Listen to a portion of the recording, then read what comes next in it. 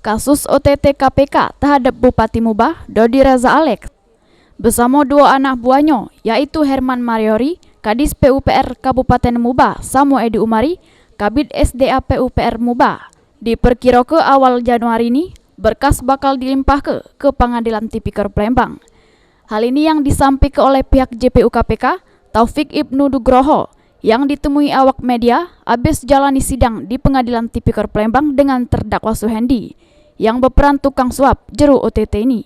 Ini, pihaknya tengah nyusun dakwaan, diperkirakan 3 tersangka tersebut jadi sikok berkas. Ini kita masih menyindangkan pemberian, nanti untuk berikutnya kita limpahkan untuk perkara penerima Pak Dodi yang 3 orang ya. Awal tahun ya Bang? Kemungkinan awal tahun ya. Sri Febriandi, PAL TV.